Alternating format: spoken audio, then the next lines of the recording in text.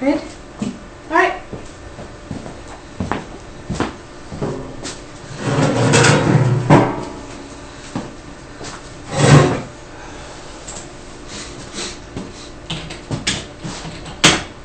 Alright, we're live. Awesome. Hello, good morning, good afternoon, good evening, wherever in the world you may be. Welcome to the Oak and Lily Study Group. I hope everyone had a wonderful Thanksgiving. And this week's topic is actually going to be media and the modern witch. Start off, this is going to be about witches in media, be it films, books, TV shows, video games, the positive and negative stereotypes, and how they affect us, and how we can relate to them. Of course, one of the big ones is Wizard of Oz. Oh yes, Wizard of Oz. The green-faced, crazy witch, huh? And on the other side of it, Glinda. Mm-hmm. The image of the good witch versus the bad witch. Mm-hmm. There's a horribly black and white stereotype right there. Yeah, well, when you come right down to it, yeah. Black magic versus white magic in a sense. Mm-hmm. The evil witch, versus the good witch. Mm-hmm. And I don't know how many times I've had the phrase, "Are you a good witch or a bad witch?" flown at me because of that movie. And it's getting really annoying, but it's such a pervasive image in at least American culture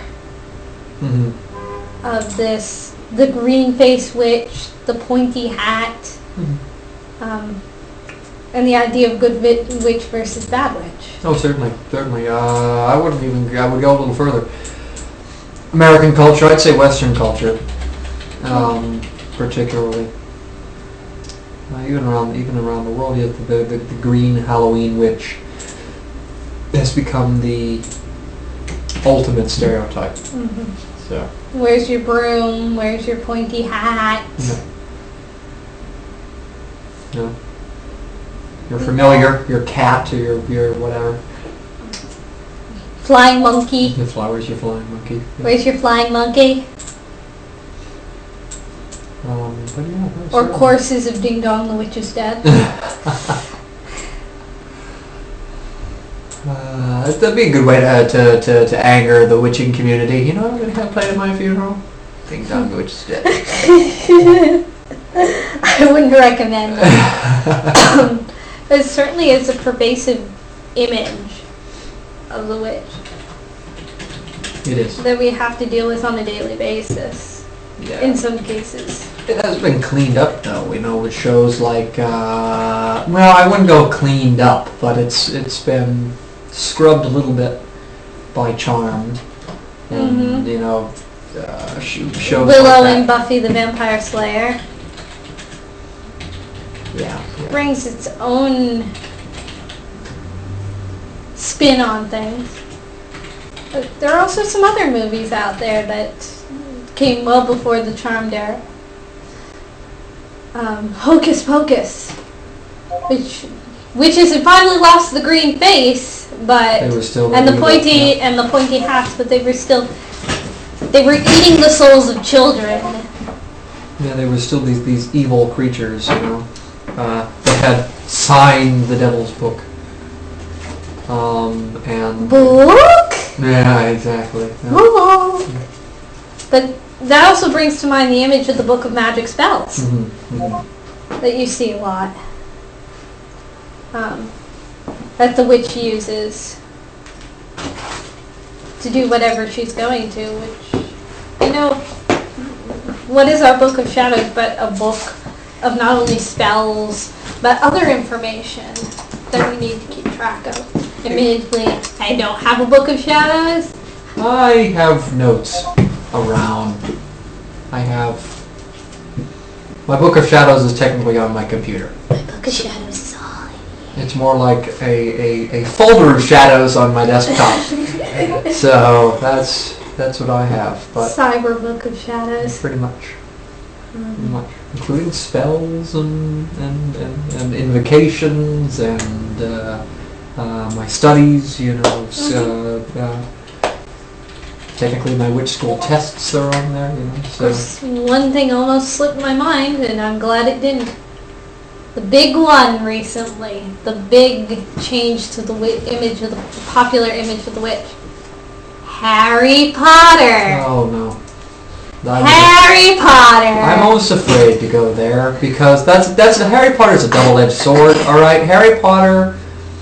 Okay, all right. It brought people into yay magic and witchcraft. It's but then you go like it's not that though. I'm sorry.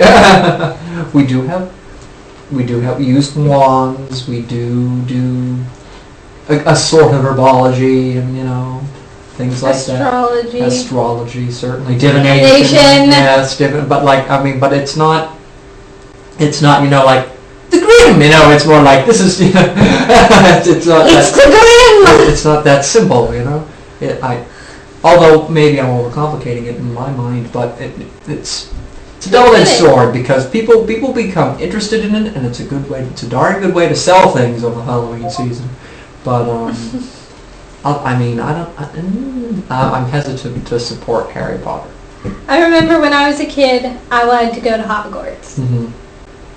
I also wanted to go to Xavier's School for the Gifted, but that's another issue entirely. Mm-hmm.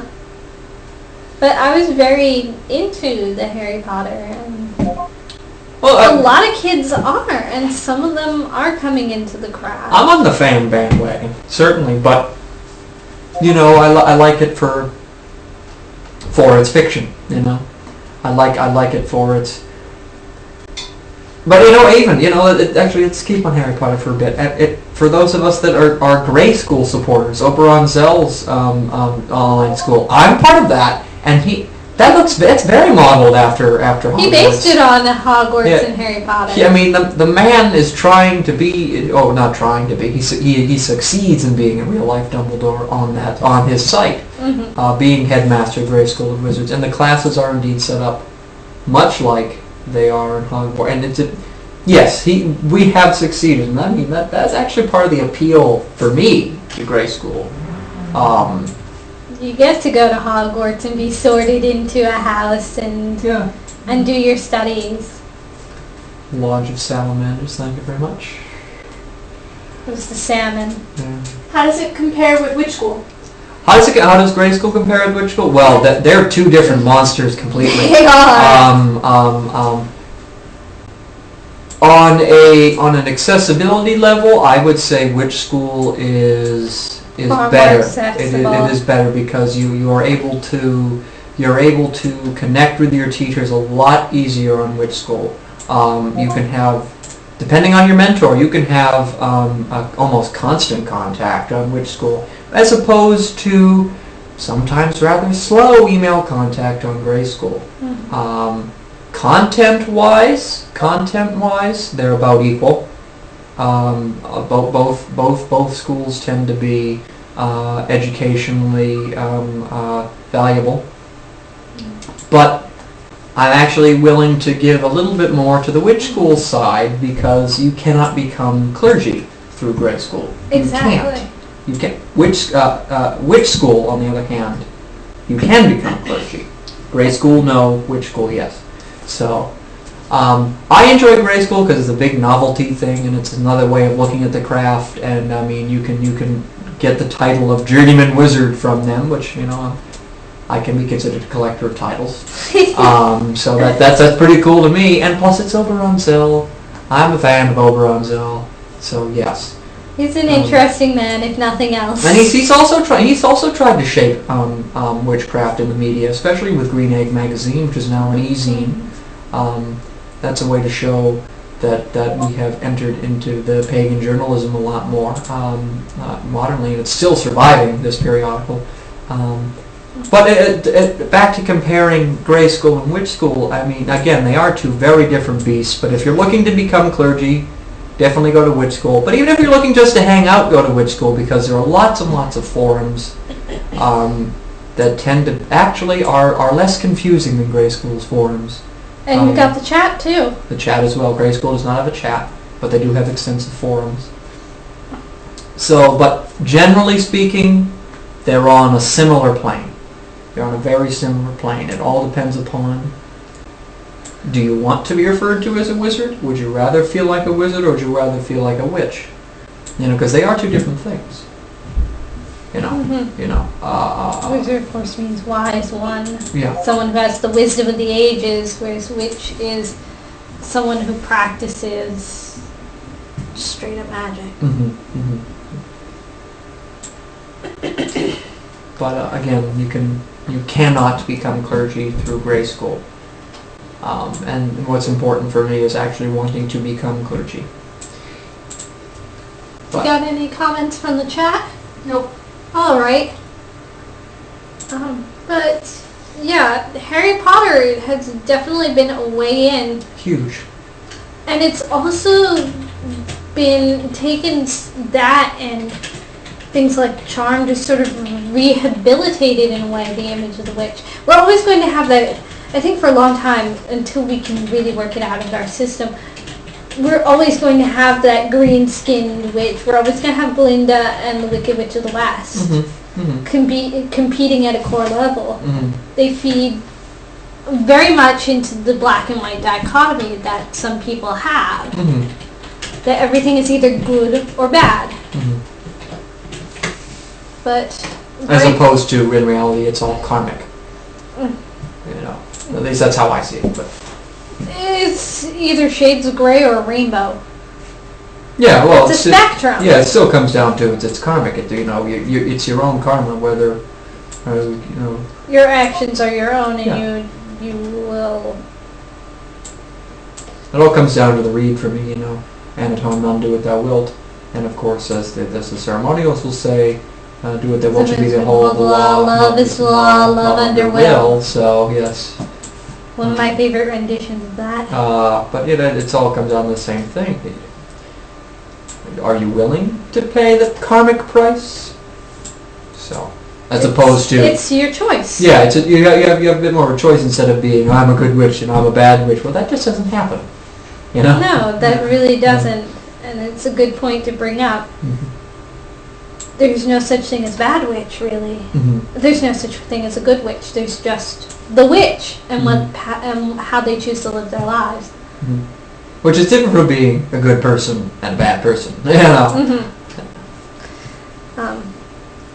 But admittedly, Hogwarts has helped bring people into this idea of being a witch is something you can learn, but it's also brought this idea of muggles. Muggles and witches and wizards, and that it's something you're born into. Almost a sense of entitlement. Yeah. Actually, I sometimes notice that among the community when you see second, third degree, generation Wiccans, practitioners, and be like, well, the idea of wanting to be an hereditary witch. Is that a good or a bad thing? Most of the Are we even qualified to answer that question? Well, probably not. But on an opinion level, it's all fine and dandy to be a hereditary witch. As a matter of fact, I hope down the line, if I become a family man, that my family will be second, third degree. Generation rather. Degrees. Someone's been studying his first degree in clergy in the witch school. I have a lot, so degrees stuck in my mind. But second generation, third generation, I'd like that to happen, but I don't think it should give anybody a special entitlement. You see what I'm saying? So you don't have to be born into it. What about the phrase muggle? Muggle. I like to use it. When to people that are so anti-witchcraft, well, then you're a muggle. Go away. You know what I mean? I will use muggle as an insult to people. To be perfectly frank with you, I'm not particularly fond of the term personally. Yeah. Because it draws lines between people. True enough. It puts up boundaries that I personally do not. Well, I should put the caveat in there that when I use the term muggle, it's usually towards someone who's already drawn the line for me. So, then I will refer to like for instance, the hyper-conservatives, Christian right people that will just draw the line in the sand and go like, well, then you're a muggle. I don't want to talk to you. As opposed to, I mean, I got good friends that aren't pagan Wiccan, and they're not muggles to me. You know what I mean? But someone who's drawing the line in the sand before me and goes, I'm trying to fight against you. Well, then you're a muggle. You know what I mean? I don't know if that makes any sense. But I can understand your point of view. I personally don't like the term because it does draw those lines. Mm-hmm. And for some people, it may be the hyper-conservatives. Mm-hmm. For other people, it's everyone who's not a witch. Yeah, it's not. Muggles aren't everyone that isn't a witch. Muggles are people that want to attack us, I think. So. Again, as I said, I don't think we should even be using the term at all. Mm-hmm. I don't like it. I use it jokingly. It's not. I think its place really belongs in the Harry Potter fandom, and in there. I can appreciate that. It needs to be where. So would you say that non-Harry Potter fans are muggles? I would not say that non-Harry Potter fans are muggles. In my mind, everyone has the potential to be what they want to be. Yeah. The muggle is not part of the equation. You are not a muggle. You are a person. Yeah, well, yes. And you should be treated like such. Yes. Even what's the difference between calling some people a witch or some people a Christian?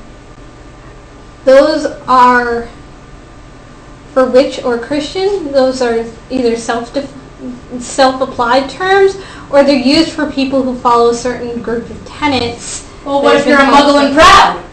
Well, then that's all right. I mean, yes. Admittedly, there are exceptions to every rule. So. Yeah, I mean, if somebody wants to call themselves a muggle, then fine. I mean, actually, a good friend of mine who does not practice a paganism, Wicca, refers to himself as a muggle when he's amongst me, and I'm like, all right, you want to call yourself a muggle? Go ahead. He knows the people that I will refer to as muggles, which I don't often use the term. I should also put that out there.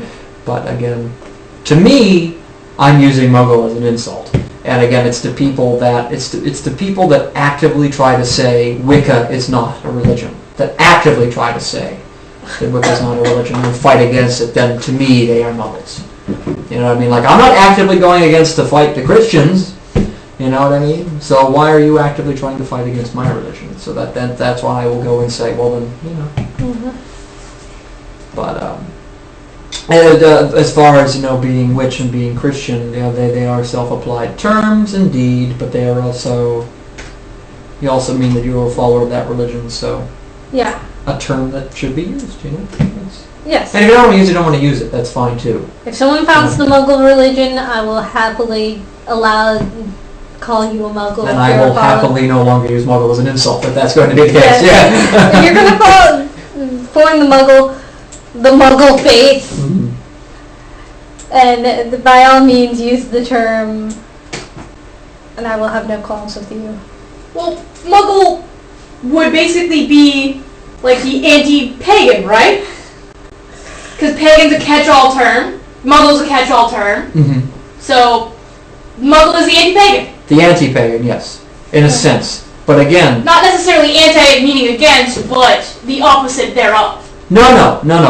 Okay, I see now. When I use the term anti, I'm saying against. Okay. If a person is a Christian, they're not immediately a Muggle. No. I'm using the term Muggle as someone who is not pagan.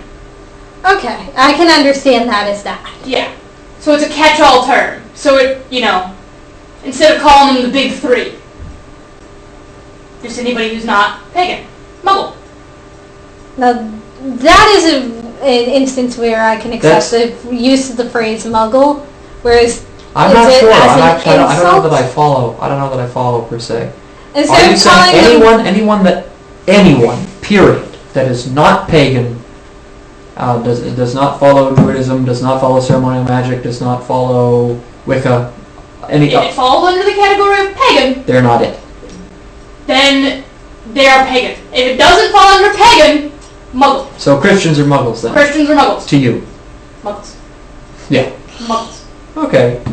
I can understand the use of the term in that light. I dig that, but again, that's how I understood the term in Harry Potter terms. Is Muggles are non-magic users, and if witches are being, in this case, equated to pagans, then non-pagans would be Muggles. True enough, but again, I mean, I say I'm also a person that preaches the idea that all prayer is magic, so Christians hopefully pray if they're Christians. But they don't call it magic. They don't, but it doesn't change So would you call my all opinion that it is. So would you call all non-religious folks muggles? AKA, would you call atheists muggles? I might, depending. If they are so adamantly atheist as to say that I should not worship my deity, then yes, they are muggles. So you mean Because they are against me. If they are Darwin's witnesses? Pretty much. Then to me they are muggles. Worshippers of science to me completely are muggles. Science is just magic with actual symbols and stuff. The people that understand that are not muggles. But those that say like, well, science and fact and all this, you know. So that's almost as bad as the people who are all about magic and not thinking about science, aka conservative Christians. God created the earth. Magic. Two sides of the same coin to me. But so would both of them not be muggles? No, both of them would be muggles. Both of them, wait. Now we're just getting confusing. We're splitting hairs here. The Christians who believe that the earth was spontaneously created by a divine, omniscient, benevolent being are muggles. Again, I said my caveat is, if they are actively fighting against my magic, they are muggles to me. So are Satanist muggles? If they are actively fighting against my magic, they are muggles. Satanists can be nice people as long as you're on their side. Satanists can be nice people. But if you're not, watch the hell out. Yeah, that's ironic right there. Watch the hell out. But And, what it comes down, I mean, again, this is actually taking an issue to me. Like using the word muggle is actually taking something that's about that big to me and going like this to it. So we've gotten very far off. Oh! What about mugbloods or squids? Squibs are again. I think we've already touched upon squib because we believe everyone has the potential to be magical, so therefore no one is a squib. Mudbloods again. That's a racist term. That would be well. That's a racist In term. Harry Potter, it's technically a racist term. Yes. But being I don't see how that's possible. Well, it would be if say your dad is this hyper conservative who's going against Wicca and your mom's like, I think you have the potential. Qui-Gon Jinn and hippie? Yeah, then Dirty hippie like Qui-Gon Jinn? Then you could be considered a This is taking I don't know what to do with this right now. Well, technically a mudblood is someone who is not born into the magic, right? Yeah. They're born muggle. Yes. Oh, I'm thinking of half-blood, excuse me. Yeah. Half-bloods. Yeah. Half-bloods are half and half. Yes. Harry's a half and half, right? No. Harry's... No, but both his parents are magical. Okay. Yeah, Lily was a mudblood. Lily was a mudblood. She was not born into a magic family. Then doesn't that make him a halfsies? But You she's could a argue that. witch. You actually could argue that. If you do it genetically, you could argue that. She had the mutation that made her magic. But for all intents and purposes, he's a pureblood. Okay. Yeah. I love that we're having this discussion and that it's gotten so out of hand. Goddess Boy says half-blood would be, Christo-pagans. Okay. Okay. I can dig that. See that. I can dig that. So would a mudblood be somebody who's kind of Converted? converted in? That would be everybody. That Almost would be- everybody. that That would be a almost vast everybody. majority. Yeah, that would be. I mean, most What's a squib again? squib is someone who's squib is someone who's born into the magical community but does not possess the ability to do magic. Oh, okay. Yeah, aka Argus Filch. Oh, he's the one who wanders about with a cat. He's a squib. Yes. He's a squib. Okay. Yeah. I haven't read all the Harry Potter books, so I'm not I really... stopped after they killed Sirius with a curtain. I'm still very upset about that. But I mean, I just... This conversation is actually making me not want to use the vernacular ever again. Because, I mean, like, I can see how you want to take it, but whenever I only use the term muggle jokingly, insultingly towards people that completely reject Wicca, which is rarely in my case, thank the gods, but Squibs would be atheists! yes. Yes! Yes, squibs would be atheists. Okay, so we've decided then. Have we worked out our Harry Potter thread yet? I think we have decided that everyone within the pagan community is either half-blood, mud-blood, or pure-blood. Including Christo-pagans would be the half-blood. Mudbloods are people that technically I would be a mudblood because none of my family practices any sort of magic.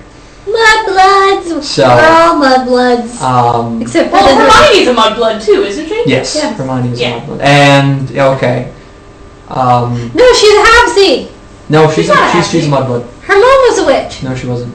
They're dentists. Her parents were dentists. No, because Harry's half. Ron is pure.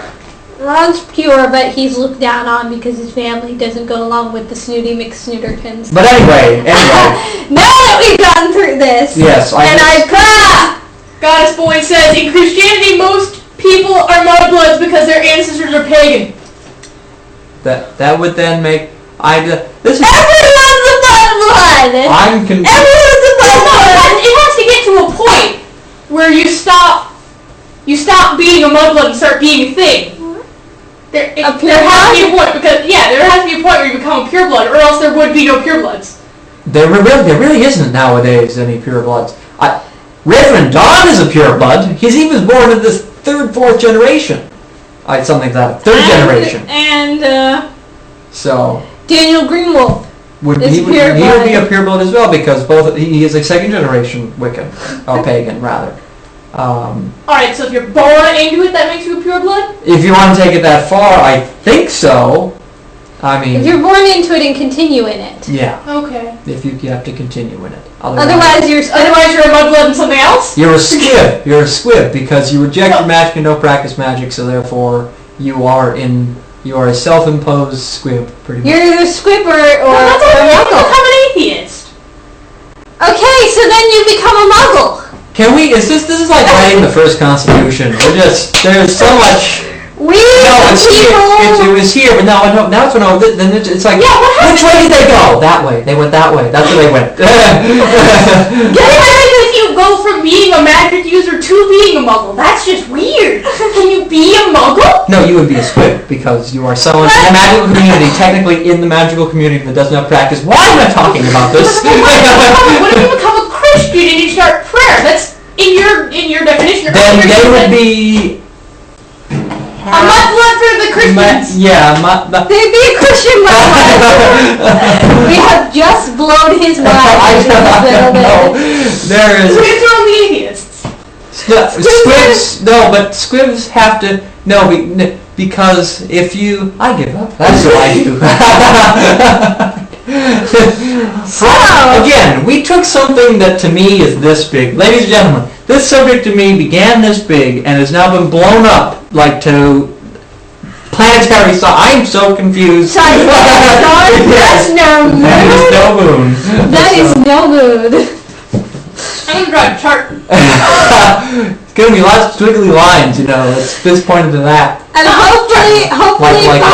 hopefully Fox will put this chart up on theyoungwitches.com for all of us to see. If we continue this conversation, it'll be scraping brain matter off the temple walls. It'll belong to me. So, now that we've gone on to that huge tangent about terminology. Somebody must have found that interesting.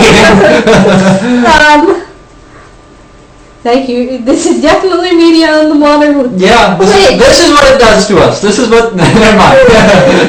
This is what you get. As I heard once, take the sci-fi fandom or any sort of sci-fi geek fandom. Take the pagan community and map them on a Venn diagram. You get a solar eclipse. Not true. Yeah, I mean, I don't think I'd fit in with a lot of that. Someone joked to me once about that. Yeah, sometimes it's true in the case of a few people that I know, but not a bad thing. Maybe a partial eclipse where they're sort of mostly overlapping, but there are sections that are outside. Yeah, the outlier. Well, who knows? But no, I mean, I understand. Actually, one thing I got out of that conversation is I'm never using Harry Potter terminology ever again to apply. So I'm using it more. This is great. The more you know, shooting star. Yeah, whatever. But that brings us into some of our modern TV stuff. Yeah, let's go to something I could talk about without smelling burning inside my skull. Secret Circle? Secret Circle! Yeah. I am not as familiar with Secret Circle as I probably should be. So No. if To me, someone- it's actually, frankly, to me, it's just another teen drama with magic. I'm not really... Okay, I'm gonna put this out there. Please because do. I watch it and I'm kind of sad that I do. So what they have to do is they have to bind their circle. Wait. They bind their circle. Their circle is a group of people. It's basically a coven. Essentially is what we would call it as a coven. Coven. A coven, a group of witches. Group. A group of witches. Now, I think a group of witches counts as a coven. It does. yeah, that's yeah. I mean, some people say it needs to be 13, but blah blah blah. Nitpicky. I've actually heard maximum 13, but Yeah. but I digress. Yeah.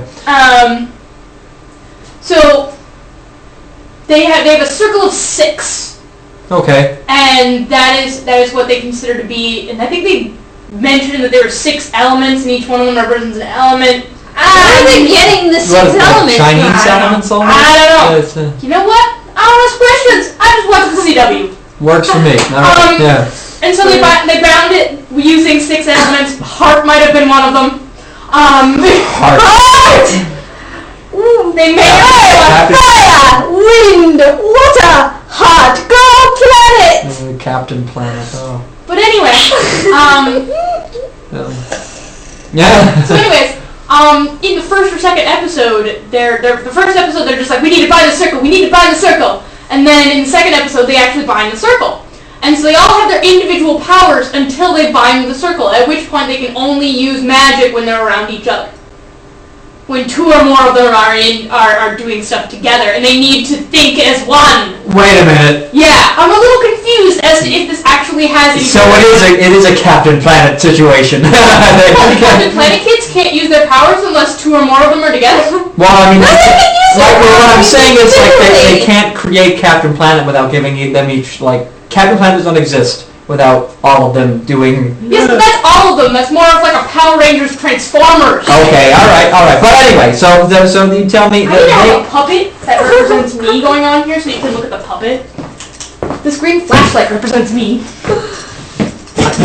why? but no, okay, hold on. I'm So sorry if I just blinded the internet with green light. this group of people, this circle, this half-assed coven. Well, to be fair, half of them don't even know what's going on. Each family has a book of shadows, and they can't find them. They found 2 of them. So they're hunting down the various books of shadows so they Yep. know what the hell is going on. I'm sure there's some great evil out there. No, there's a whole bunch of little ones. Yeah, I actually saw one episode when there was like this little punk. It was like goes up to one of the Monster elders of the community and totally intimidates this elder. That actually angers me. That didn't happen. Yes, it did. The Chinese guy in the shop there. He's an elder in the community, and he went in and like took some of his hair or something. No. He'd be what is considered a squib in this universe. Oh, the guy in the shop is a squib? Okay. And to be fair, that quote-unquote punk is also a witch hunter. He's a witch who's a witch hunter. He's trying to kill all witches. Oh, okay. All right. There! Witch hunter. A Killing witch all hunter! witches. Yeah. This is like a vampire hunting down other vampires! I was almost willing to say, okay, that show's kind of all right until you went witch hunter. Like, nope, you're all done, Secret Circle, and also secret. Why does everything have to be secret for crying out Well, loud? it has to be special. Their circle has to be secret for a specific reason. Oh, excuse me, I'm supposed to be looking at this. Yes, Go ahead. their parents Yeah. did something really bad and exploded something, and so their grandparents took away all the parents' magical powers, and then the next generation, the children who are now in high school, I might add, need to be secret so that the grandparents don't find out and that the parents don't find out, and take away their magical powers. The moral of this story, ladies and gentlemen, is that Secret Circle is crapola. Anyway. This is the lesson we should learn here is don't go blowing stuff up. Yeah. Or it'll bite you in the ass 2 generations later, or whatever. I don't understand. The parent generation blew stuff up. Okay, so we'll The bite you in the ass grandparents a did nothing generation wrong. later. What?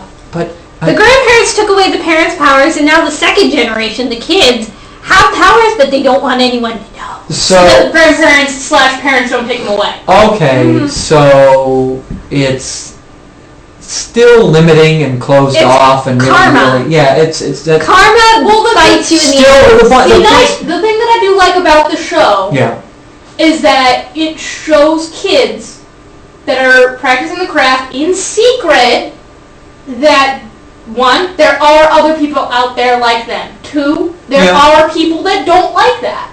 Yep. And there are going to be people who are going to attack you.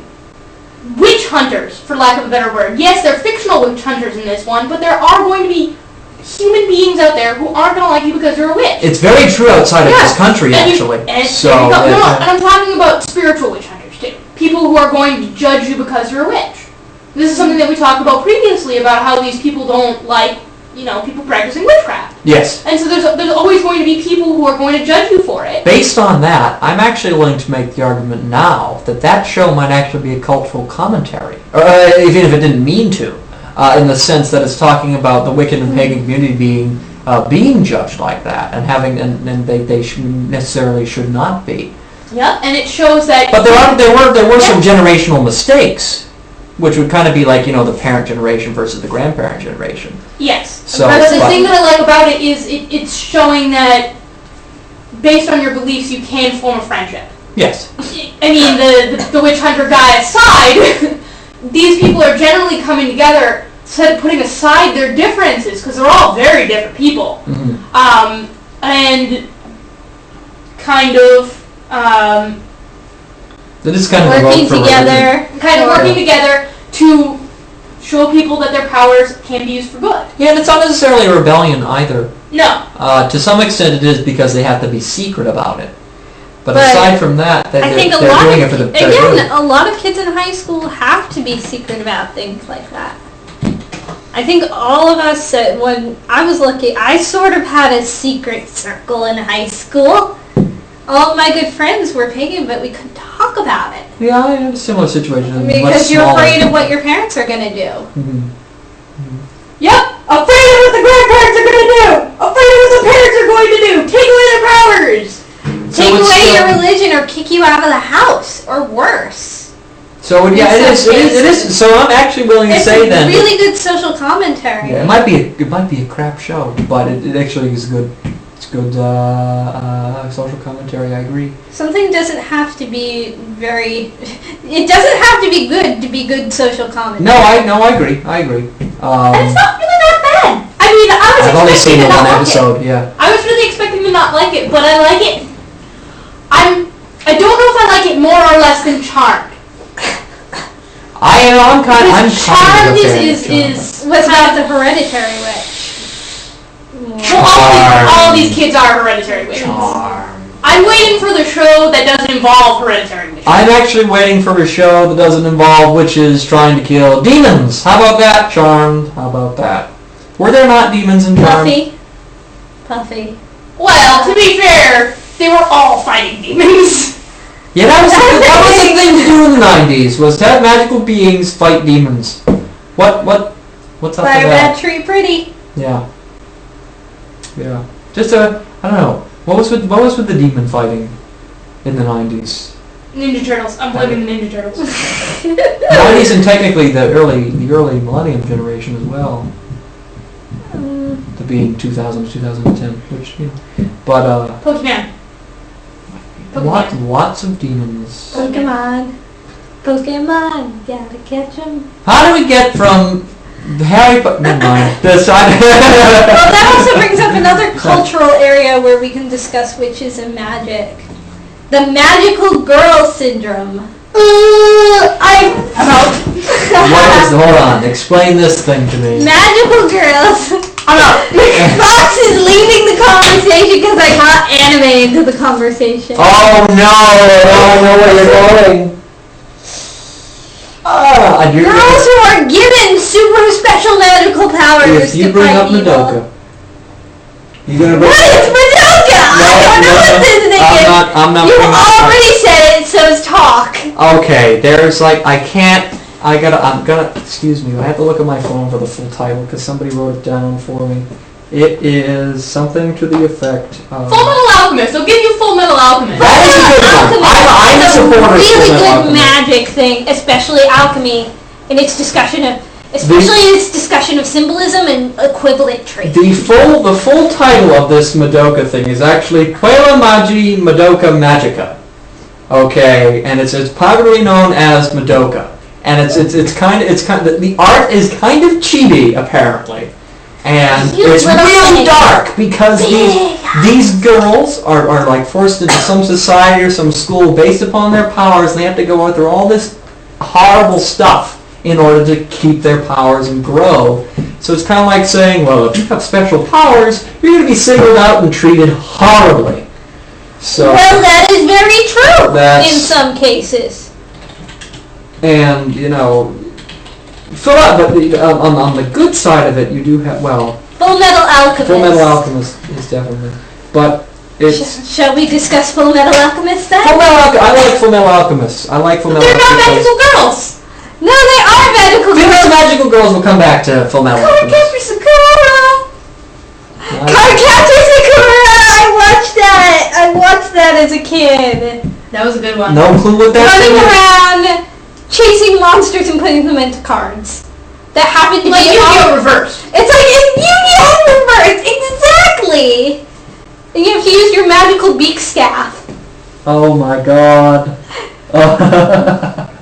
And then when you need to fight other things, you can release the monsters from the cards. Like Yu-Gi-Oh! Like Yu-Gi-Oh! Oh my god. Why? The Japanese. To be fair, she uses elements and various astrological things. Things that witches use. Actually, let's be honest. The Japanese with anime do pretty well with that. Actually, it might. There's a lot of going. Ooh, this is interesting. Let's throw it in. But there's also a lot of. This is what they do.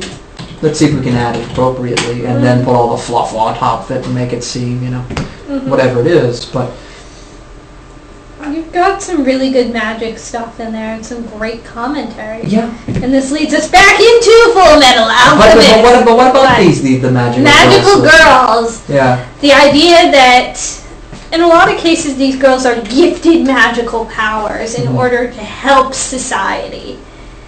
But they have to keep it secret. Again, a lot with the secrecy and magic thing. The sailor, Senshi, Sailor Moon, was another thing. They're not really magical girls. They are, in fact, the original magical girls. They're just from space. That makes them aliens. Let's not get into Scientology, please. I just... No, but they're from space. They're from their respective planets. No, they're not. Yes, they are. Unless I completely... Yes, they are. I was the Dragon Ball Z person. I'm a Dragon Ball Z person. Dragon Ball Z is space as well. Yes. Yes, no, it is. It's alien magic. It is. It's space magic. Space magic in space. Yeah. No! The idea of the magical girl that you're given magic powers. No, they had magic powers. They weren't given them. They were born. In some cases, they are. Not in, Pretty Sammy. I'm I don't know using it really what bad. I don't even know what the heck you're talking about anymore, so it's... Goddess Boy says there wouldn't be space magic because there's little energy in space. That's not true. There's tons of energy in space. Yeah, there's a lot of energy in space. There's no atmosphere in space. It's a vacuum aside from that, but there is energy. The sun is energy! Yeah, the sun is almost pure energy. Tons of energy in space. But this gets into to quantum things, and you really don't want to hear me go into that. But yes. But anyway, okay, since we are in the realm of anime right now, we can finally touch upon Full Metal Alchemist, because I'm actually looking forward to this. They do use real alchemical symbols. Law of conservation of matter is also taken into account, which is actually we get law of conservation of matter from the early alchemists. You know, and you get that in equivalent trade. Yeah, exactly. You have to give things in equal measure. If you put in 5 pints of sulfur and 2 pints of metal, you're going to get back something that's equal to that 5 pints of sulfur and 2 pints of metal. It might be something else, but it's... It will be made up of these components, but be something else entirely. And also the intricate symbology and the circles they use, by drawing... And some of them even have magical tattoos. Or in the case of Roy Mustang, magical artifacts. His gloves have alchemical symbols on them, so he can do his alchemy without having to draw elaborate circles. And what about Ed? Is that his name? Ed's missing his. Yeah, Ed's arm. Ed's arm. That does the shift and everything else. Yeah, he uses alchemy in order to shift that, but his ability to perform alchemy without a circle relates to that whole he went through the void and came back. Well, let's look at it that way, okay? In the beginning, when you start out in Wiccan witchcraft, or at least a lot of the times in my experience, it's people that are, must first visual the circle, invoke it, and you actually see it happen. But then eventually you don't need to. You don't past need point. You pass the point where it's come back. absolutely necessary, and you don't need to. It's so good to cast a circle in some situations, but you don't necessarily. He does that need too in some circumstances. Yeah. There's some things that are just too complex to do without that visualization, without that alchemical circle. And it also has a very important lesson on overstepping one's boundaries. Human transmutation. Impossible. Shouldn't do it. It's impossible. You shouldn't do it. And then I'll try, and they pay the price. It's because it says something about the soul. The soul is something you cannot. You can make a golem. You can make something that looks human, but you can't transmute a soul. Nope. That is the divine's. That is the divine's realm, and to perform human alchemy is to trespass into the realm of the divine. And Full Metal Alchemist's response to that is, if you try to be too much like a god, you will fail. Yeah. So it all makes sense. In context, we have the good and we have the bad. And Ed paid the price for that. Yeah. It was pretty much instant karma. His brother lost his body, and Ed lost his leg. And his arm. Ed gave his arm in order to get Al back. Oh, that's right. And he wrote a symbol on their family armor in his own blood. So there is some blood magic in this. In order to keep Al sealed to the armor. Can we talk about blood magic then? Because a lot of that happens in media. You see people they give their offerings by cutting their hand or pricking their finger. Or if you're a Dragon Age person, just gallons of blood shooting across the room. Let's hope as a not. magic power. Yeah, let's hope not. In Secret Circle. Blood magic. Yeah, I'm actually familiar with that one. Yep. They use, in order to kill a witch, the witch hunter put some of their blood, a personal item, and mandrake in a cruet, and then set it on fire, and instant burn witch, or just instant dead witch? Their blood boils in their veins, I believe. How? Yep. But anywho, blood magic. That's a very interesting way of doing sympathetic magic, though. But blood magic, though. Okay, I'm going to be honest here. I'm not totally against blood magic. Because in certain contexts. Okay. Blood-borne illnesses. Sterilize! That's the thing, okay? There should not be sharing of blood. All right. Unless you've both been tested and you have been completely screen-free, yes. And it should be sterilized. Yes, if something is don't use a rusty knife. If something is don't indeed, use your athame. Yeah, if something is indeed use a lancet. If something is indeed going to happen like that,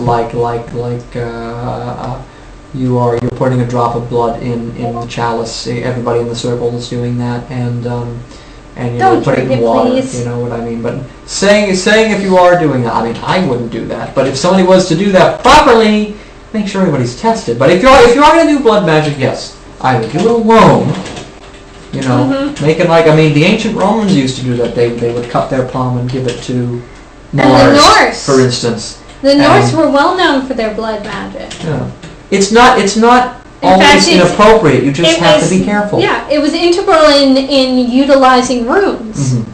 You would feed them your blood. It was believed that. And that brings us also to the Aztecs, but that's an extreme that's human sacrifice. I do not support human sacrifice. No. Okay, I support to some extent blood magic. For instance, feeding the ancestors. Okay, question on human sacrifice. What's the difference between human sacrifice, as in, like, the Mayans would kick somebody off a cliff into Xibalba, versus dedicating yourself as a monk? You're still sacrificing your life to a god. Interesting. That is an interesting point. That is a very interesting point. When I think of human sacrifice, what comes to mind to me is the death of a human being. The physical bodily deceasing of a human being. Yes, dedicating yourself to a religion as a monk, or even let's even go that extreme. Let's say dedicating yourself as a Catholic priest. You are limiting yourself. I mean, you I refer to that as being God slave. You're basically selling yourself into the service of a deity, which is or was not terribly uncommon.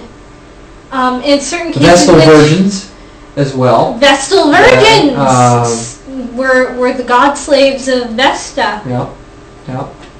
I mean, there was even this one. I can't remember who was the goddess that. Well, actually, she started as a deity with both male and female parts. Castrated herself, and thus grew the god. Was that Inanna? I'm not entirely sure. I think it was Inanna, who self-castrated herself, who castrated herself, then grew Dumuzi. I believe, is that the correct myth? We will look this up and we will find out. I just read it, 2 days ago. I can't remember, but the fact of the matter, but anyway, the priests of this goddess would actually self-castrate and live their life as priestesses. That is extreme to the utmost. To be honest, I would rather die than self-castrate. Then you wouldn't necessarily dedicate to that particular god / goddess. Exactly, which comes to the idea of how do you look at personal. What's your personal deity? And they also have something in that with Ergi in Norse with or Arger, which is it's particularly was common in their shamans, where they would be forced to live the life of the other half. Goes all the way back to Freya making Odin wear skirts and live as a woman while learning magic from her. Right. I mean, I suppose if you're going to do whatever you're going to do as far as dedicating yourself, go ahead and do it, but realize it's on your head. But you have to understand that human sacrifice in the case of me sacrificing you, that's a problem because it's illegal. Well, that too. Let's talk about this. Human sacrifice today, at least in the U.S., is illegal. We do not condone it. Yeah, we don't condone that. Nobody should condone that. But I mean, and you will get hunted down and brought to trial. Actually, oddly enough, I thought the question was going to be, was it between human sacrifice and blood magic? That was I thought for sure we're going. Because there is a big difference. There is a big difference. Of course, now the only thing that comes to mind is Road to El Dorado. Oh Lord. Xibalba, you said. Xibalba! Yeah, a little bit. Yeah. I mean, I have more of a problem with you shouldn't kill a person for magic, okay? Whether they are consensual, whether it's consensual or not, that shouldn't happen. But that does bring up an interesting philosophical question as far as are monks that are dedicating themselves technically committing human sacrifice? I mean, I suppose you could make the argument that yes, they are. Is it incorrect? I don't know that I have the right to judge. I see it more as God's slave, Goddess Theo. than human sacrifice. It's selling yourself into slavery, into the service of a deity. Yeah, but they don't look at it as slavery because they're doing it. Slaves are. It would be more indentured servant than slavery. Indentured servitude than slavery. Unless you're serving the will of whatever god you are. But they're doing it voluntarily. You know, and like say the Some Franciscan, people sell themselves monks. into slavery voluntarily. Indentured servitude implies that at some point you're going to get out. True. Well, I mean, at some point they very well may be getting out of that. You know, that's you know. Well, indentured servitude implies a certain length of time that you are serving, or Get back to the original subject Yes. matter, Yeah. apologies. because I don't think we touched on any video game witches. Video game witches. Oh, One of the first ones that comes to mind is Flemeth from Dragon Age. And Dragon Age 2. If only Melissa were here, she could really talk this one up. But she's more along the lines of the morally questionable witch. Okay. She's can transform. She has very strong magic. She's a mage. Uh-huh. In a universe where mages are universally seen as second-class citizens. The Chantry, if this sounds vaguely familiar, the Chantry, in their text it says,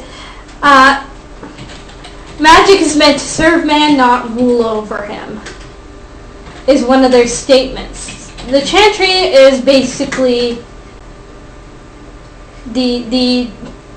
it's the church. Is a church by any other name? The head figure being Andraste, whom some suggest may have been a mage herself, but that's neither here nor there. Those mages who are not a part of the Chantry system and locked in one of their towers to study magic and basically live out their lives as tower mages and help the Chantry when the Chantry needs them are called apostates, living outside of the system. No, how does this reflect upon how we... The Templars, who are a branch of the Chantry, hunt them down. And because in some cases they consider apostates to be what they call maleficarum, demon-possessed. There's always that fear that they will perform blood magic or make pacts with demons. Demons from the fae. You know where they get that word? They get that from a text from around the time of the goddess voice says Sybil, the androgynous Roman mother goddess who captured herself. That's her, Sybil and Attis. Yep. Sybil and Attis. Yeah, her male thank you. genitalia became Attis. Yeah, that is the one. Thank you so much. Thank that you. would have bothered me. But mages are basically, in Chantry controlled areas, they're basically second-class citizens. They're either forced to go into the church system and be raised by the church. The people outside the church fear them. Wynne, who is one of your companions... But where is the correlation to how we should be viewed, or how, I mean, like... It's a sort of a talk about how people treat others who perform magic. Wynne talks about how when she was a little girl, the villagers basically ganged up on her because she could perform magic. And they locked her in a barn. They really did not like her because their text, the Chantry text, says that mages should serve people and that mages who are not a part of the Chantry are bad. Well, that's interesting. You know, on the flip side, you have games like Oblivion, or the Elder Scrolls 4 Oblivion. I mean, that whole world is technically a pagan world. That is a pagan world, especially with the 9 divines, what is sometimes referred to as the 8-in-1. The ninth deity being someone who was born a king, emperor of Tamriel, and then went through an apotheosis and became the 9th divine. But so the majority of the people will worship these 9 divines, or they will worship Daedra lords. or would be considered daemons. Some kind of like the opposite of the 9 divines. There are other deities, if you will, coming from Oblivion. There were several princes, and they worship those. So it's all a pagan sort of way, and magic is a big thing. The government of Tamriel. Not only are you the emperor, but you're also technically head of the church of the country as well. So it's kind of theocratic, but not really. There is 2 separate things. There is a check and balance, and also you have the society of mages, led by the archmage, who sets upon the rules of magic. For instance, in Oblivion, for the greatest percentage of the game, depending on how you go through it, necromancy or necromancy is illegal. Dealing with the dead is completely illegal. And you have necromancers which are fighting against that. And that's how that... So that actually raises the question of, is necromancy bad?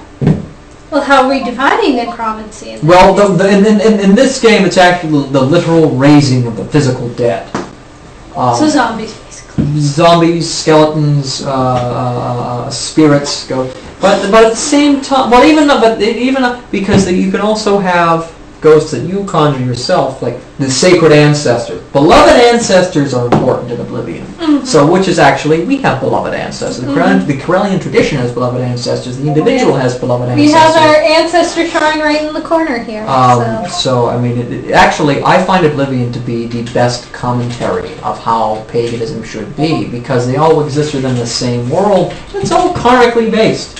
You do something negative, you're going to attract negative. You do something positive, you're going to attract positive. Positive. So, but how does that fit within our world? How does it fit within our world? Well, I live in a pagan world, personally. My world is pagan. I live with pagans. I fraternize with pagans. Everything. And we look at our universal deity, and we look at our personal views of deity, and we all live together in a sort of peace. But then we are also aware of other people within our community that do negative things and attract negativity, when we ourselves attract positive by doing positive. So that shows how at least Corellian beliefs play out, you see. So, and that mages, people in Oblivion, mages, and especially high-ranking mages, are respected. And then you go to seek their services, as opposed to them going, "Hey mage, hop to it." It's more like, "No, sir, I need help with this. Can you please?" So assist me. Yeah, I mean, but not that magical people, practitioners of magic in our world, should be looked up upon, because there are people that should and people that shouldn't. But we should be looked upon as somebody who is equal, but can do things for you, but should not be ordered to do so. So part of me is looking at these 2 games and seeing Oblivion is the ideal. Well, Dragon Age is more the reality. Yes. Of the situation. Is there a way to go from the reality to the ideal, or they just cannot completely coexist? Well, I'm actually seeing the ideal in my life personally, because there are some people that I encounter are either indifferent, mostly indifferent, or they're actually looking for our help. So their respect does exist, but let's look at our culture overall. We're looking at second-class citizens because we are an alternative religion. Yes. So basically, you're living in an Oblivion world set within the Dragon Age world. Yes, precisely. Yes. You're living in the Circle Tower. Yeah, exactly. You're living in the Circle Tower. Now I'm speaking of this specifically for Dragon Age, and Dragon Age Origins and Dragon Age Origins Awakening. Because in Dragon Age 2 you get the Mage Templar War starts, where the mages are basically, "We've had enough of this!" And the chantry gets blown up. Okay, hey, let's be honest here. I believe in some cases that there should, in essence, be a sort of a... I'm not going to... A mage chantry war? Kind of. I'm not going to use the term revolution. I'm not going to use the term uprising because that could get me in trouble. But like there should be a sort of rising up, in a sense. There should be a standing up and trying to push forward that we are not an alternative religion. You know, we are A religion, and we are not to be taken lightly. We are to be respected as, hopefully, we respect you. Would you say Selena Fox is doing things like that? I would say yes. I would also say that of the Corellian tradition. I would also say that of other traditions that are out there that are certainly going. We want to be recognized by the government as a religious organization that want to be on the same level as Christianity, as Islam, as the rest of them. I mean, I hate Judaism, all of that. Should be a sanctioned religion that and not just an alternative belief system. You know. Now, before we start to wrap things up, I'm going to bring up. Sorry. Question here. Yes. Are the avatars pagan? The Nickelodeon show and the Blue People. This is a question from. Okay, I'm not qualified to talk about the Navi. No, Navi. The Navi are certainly tribal. They have their shamans. They are very nature-based. Based on that, they'd be pagan, but we also have to consider they're also alien. And I think we already went around alien magic. But Space magic! Yeah. Space magic. Yeah. Space magic! They're space magic. They're space magic, but they do have a pagan flair to them, don't they, when you think about it? Tribal pagan flair to them, certainly, actually. Mm-hmm. But, well, they don't have a space Jesus, so I guess they have to be space pagan. Yeah, well, yeah, they don't have a space Jesus. They're space Jews! No, they're nature-based. They're nature-based, because they're space. They are extremely nature-based. They still don't have a savior. That's the point. They don't have a savior of their own. Well, actually, they have heroes, but they don't necessarily have heroes. messiahs. No, they don't. They have heroes, just as I believe the pagans have heroes. So. And now to discuss the Avatar. This will be an interesting discussion, I think. The Avatar spirit. Gosh, that's hard. It's like some weird amalgamation of all the things. It really is, because you do have sacred text. You do have the existence of tribal and nature-based people, but you do have... And some people would even call I would go as far as to put the Avatar itself as a messiah that happens to reincarnate every so often. The Buddha. Different forms. Yeah, the Buddha, or, even in some case, the Dalai Lama. It's like Jesus and the Dalai Lama got together. And I'm going to get my ass so kicked for this. So would you consider them a book religion? No, they can't. I don't know. They have sacred texts. They have texts that are important, They feel more not. like a group of cults. Because each one has a cult of the element. And I'm not saying cult in the 70s version of cult where it's in its negative connotation. No, you're actually saying more like the cult of St. Patrick, for instance. Yeah. It's basically they all follow various tenets that are They follow their element. They have if we're going to use the element as their sort of god. Yeah. They each follow separate things, and then there's the Avatar himself. Yeah, but then they also have they all live amongst the four elements. Wait, don't they talk about various deities as well? They do. They do speak of deities. So it would be more like a way of living as opposed to a religion. So I don't think that they would necessarily call that their. They are probably pagan, but that's not necessarily their religious structure. No. I mean, the world, it's a pagan world, let's be honest. It is a sort of a pagan world. It's a different pagan world. I'd say it's pagan world styled after the Orient. As opposed to the pagan world styled after the tribal structure of Europe. Yeah. So, going back to our earlier discussion about pagan being an umbrella term for all of the non-big three, and the big three being Muggles, these two cultures would probably fit under pagan more than Muggle. Yes, they would. Why would? Yeah.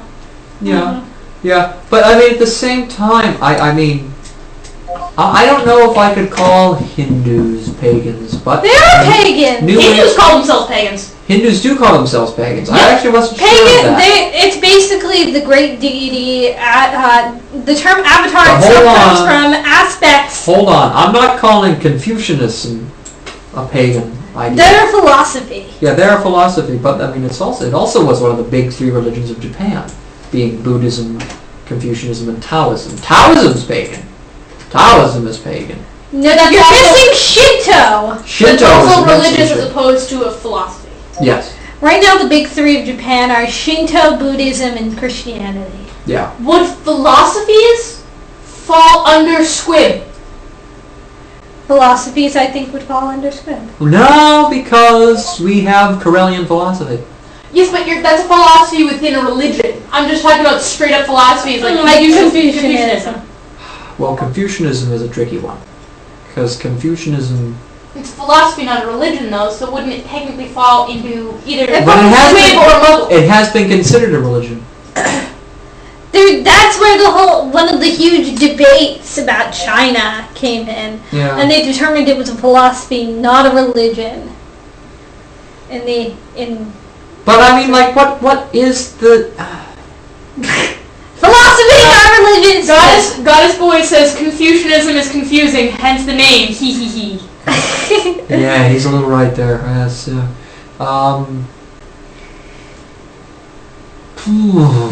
I mean, you could say the same thing about Buddhism, though, but because they don't necessarily have a deity. But they have concepts. They are a religion. Squib. They have a savior, kind of. They have the Buddha and they have the state of nirvana that they strive to achieve. So that would be a religion. And Still not a book religion, though. therefore it's pagan. Yeah, therefore it's pagan. Taoism is pagan. Shinto is most definitely pagan. Shinto, Shinto, they have a pantheon. There's a Shinto pantheon. Yes. They don't get a book, they ain't a book religion. I'm not looking at And book now religion. You have the Abrahamic religions, which are all book religions, and you have the Asianic Would you religions. call Satanism a book religion? Goddess Boy Yes. wants to know how Taoism is pagan. Well, Taoism is all about polarities, and Tao would be a perception of the universal deity. Tao itself means the way. Yes, and the way is actually. It's like the Force. Yes, it is, and the Force, and actually the Force, the Tao, is universal deity. We live amongst it, and it is all things. It also brings out the polarity where we get yin and yang from. Yin being the feminine, yang being the masculine. But each has a piece of the other within itself. Yeah, so it is connected polarity. That's why it's pagan, and they're also Taoists are also extremely nature-based as well, to the point where they would be considered panentheist, I believe is the term for them, and that is a pagan belief system. And panentheism means that deity exists within all things. So, as opposed to pantheism, which means that we exist within deity. So. And before we wrap this up, I wanted to bring up one last piece of media that I love and that I think is a great representation of magic and magic users. Mage! Mage the Ascension and Mage the Awakening. Tabletop game created by White Wolf. Oh, and the interesting thing about this is they actually had pagans writing on this. Really? Yes! So, in Mage is it comes from that idea where everyone is asleep. Everyone has the possibility of being awake. And Squibs. Enough of you. everyone is inherently asleep in their life. Yes. And they have moments where they could wake up and see the true nature of reality and be able thus to manipulate it. Okay. Magic. Yeah. Which is their magic. Not everyone wakes up. Squib. Not everyone wakes up though. There's a green dot in my Some face. people are firmly asleep. Some people get really close to that revelation, and then, the alarm goes off, the dog barks, they just stop thinking about it and they go back to sleep. And then there are some people who actually wake up, hit those moments, and they push through, and they wake up. And they find that they are... Matrix? Yeah, a little bit. Almost! Not quite. It's less finding yourself that you've been hooked up to a machine, but realizing that the nature of reality more like turning the light on then. It's more like, it's very much waking up and realizing that there are things beyond the veil. Okay. Beyond the gauntlet. Okay. That there was... A lot of this refers... A lot of the mythology in Mage prior to the game, it's, humans, the hubris of humans caused the gauntlet to be raised, the veil, to separate the world of pure magic from the world of reality. Oh, so that actually ties in a lot to what I learned through the Corellian tradition again, is you have the lower self and the higher self separated by the veil, lower self being physical, emotional, mental, veil then being your astral, and the rest. So yeah. And we strive to climb the ladder to get through that gauntlet, to get through the veil, and get to that place of pure magic. So to connect with your higher self, in a sense, then. But one of the things is reality, because of the veil, does not inherently like pure displays of magic. Well, that's true here as well. You gather. If you make if you just wave your hands and a car is crushed, you incur paradox, which means you suffer the consequences of acting against the generalized nature of reality. That's the way most people see it. That's lots of physics again. It's very much, you incur paradox, which is a kind of karma. It's kind of instantaneous karma. If you work more subtly, you don't incur. It's very much, reality in this world is formed by the minds of the sleepers. Okay, so let's say let's explain this paradox. Wave my hand. This chair over here is now turned into this crushed mass of whatever. I've created paradox. You're punished for it usually Usually it depends on how sadistic your DM is, your game master is. Well, tabletop. Tell me what in some cases, you may find that you end up in a little reality bubble where things are sort of weird for a while. You can't use magic properly. Spell effects things you do may be reversed. But if you don't... Stereotypical tabletop crap. Okay. Yeah, basically. But if you wanted to crush that chair without incurring paradox, you could basically cause an incident where that lamp falls down onto the chair and therefore crushes it under its weight. I see. And that's much more to the non-magic users, to the sleepers. That's much more plausible. So you don't incur paradox. So how it's like our world is, we must work within the context of physics. Yes. Okay. But that means you can still perform magic. You can perform, and one of the big things is performing rituals in order to achieve certain goals. They have certain spells, like burning a candle at a certain location for an hour, and chanting and meditating quietly on the desired outcome in order to make it come to pass. There you go then. Again, pagans and magic users worked on mage, so it has a much more realistic idea. And then you have people who are hunting the mages. The mages are very quiet because, again, reality doesn't like that they exist. So reality works against the mages. And then you have also witch hunters, who come against witch hunters coming against the mages. Okay. So if you're a sleeper and you don't wait, how do witch hunters happen then? Witch hunters can happen in cases of, again, religious context, where you have church people chasing down what they believe are demons or such.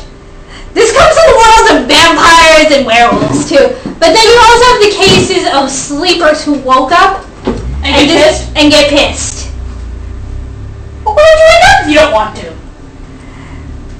couldn't you as a sleeper say, no, I don't like where this is going, and then not go there? In some cases, yes. In some cases, people have already gone through and succeeded in waking up, and then decide they don't like what they see. Oh. And then turn against the other mages. And then you have mages working towards more nefarious, more personal nefarious purposes. So it's Who are kind going of against the greater paralleling. society. All It's right. very much, the world of darkness is our world with a layer of magic slapped on and a layer of dirt and grime slapped on. Vampires, werewolves, and mages. Oh my. You just pissed off the vampire community, though. No, but I No, got but it. the vampire community also influenced Vampire the Masquerade and Vampire the Requiem. Fair enough. Okay, but I think we've covered. We've covered A lot. tonight. Yeah. Any final words? Any final thoughts from anyone? Go werewolves? Go Oh, werewolves! we've got... Very cool. Yeah. Very cool. I'm good with my final thoughts, other than you need to clean the brain matter off Yes. the ceiling from the Harry Potter conversation. So some things more closely parallel our world. Some things are more the ideal. We can strive to work from the Some of the ideal, social commentaries. and we can learn a lot from the social commentary as well, Yep. and understand what it means in context of our lives. So Alright, so what do we got going on next week? next week is, I believe. Oh God! Now my brain has just been completely rotted through. I couldn't tell you. I'm sorry. Next week we'll get back to our the discussion we were supposed to have last week, which Okay. is ethics. Ah, yes, magical ethics. Magical ethics. So Let's look forward to that. we missed the magical ethics discussion unless you want to switch it around. According to this, next week is practices at work, school, and home. Alright, next week is practices at work, school, and We home. can also Magic touch in on the some ethics. We community. can also touch on some ethics if you'd like. And we can squeeze the ethics in there if we find we have time. Yeah. But very cool. So yeah, thank you for joining us, and we'll see you again next week. And how can they support us? And you can support us by joining the Witch School at witchschool.com or joining the Young Witches at theyoungwitches.com. Watch the show, comment, join the Oak and Lily study group. And also, we are lucky enough to have a nice bit of donation that comes in to Tituba Temple here in Salem. We run strictly on donation. All these study groups are free. So everything we do here, rituals, everything is on the donation basis. And if you would like to help support us, please give us a buzz on this number right here. Tomorrow. And Do it tomorrow. do it, of course, Do it tomorrow. Not tonight. Not but tonight. tomorrow. And, Tomorrow, please call. and we would love to We would take. love to hear from you. We would love to take your donations. Yeah, and take it in as much as you can. Everything goes towards the temple and And these study groups. And the study groups. Well, these If study you groups want are more part of the stuff- temple. Yeah. If you want more study groups, if you like this and you want to see more, donate. We would happily accept your help. Please. But until next week. Please. Yeah. Until next week, bye-bye and blessed be.